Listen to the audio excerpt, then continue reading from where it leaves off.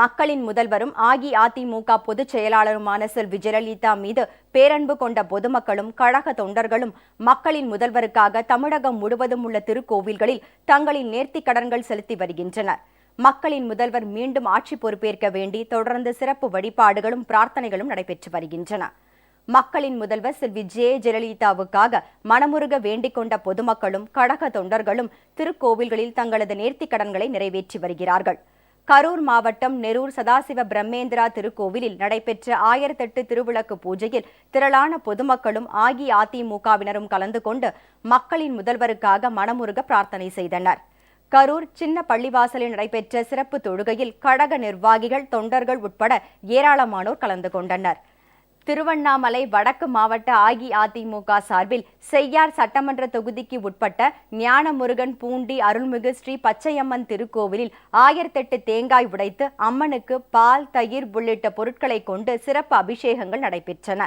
நாகர்கோவில் அருள்மிகு நாகராஜா கோவிலில் கன்னியாகுமரி கிழக்கு மாவட்ட அஇஅதிமுக சார்பில் 108 தேங்காய் உடைத்து நேர்த்திக்கடன் செலுத்தப்பட்டதுடன் சிறப்பு வழிபாடு நடைபெற்றது. நாகப்பட்டினம் மாவட்டம் திட்டச்சேரியை அடுத்த புறா கிராமத்தில் உள்ள அவுனியா தர்காவில் சிறப்பு துவா நடைபெற்றது. இதில் அஇஅதிமுகவினரும் பொதுமக்களும் பெருமளவில் பங்கேற்றனர்.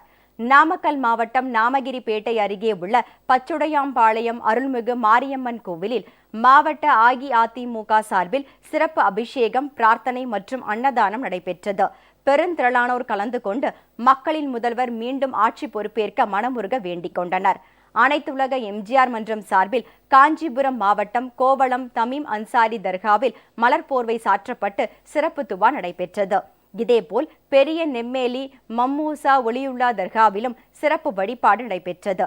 கழக நிர்வாகிகள், சட்டமன்ற உறுப்பினர்கள், தொண்டர்கள் உட்பட ஏராளமானோர் சிறப்பு வழிபாட்டு நிகழ்ச்சிகளில் கலந்து கொண்டனர். வேலூர் மாநகர் மாவட்ட அஇஅதிமுக சார்பில் ராணிப்பேட்டை அருகே புளியங்கண்ணு பகுதியில் அமைந்துள்ள ஸ்ரீ வள்ளி சமேத முருகன் கோவிலில் சுவாமிக்கு சிறப்பு அலங்காரம் செய்யப்பட்டு பூஜைகள் நடைபெற்றன.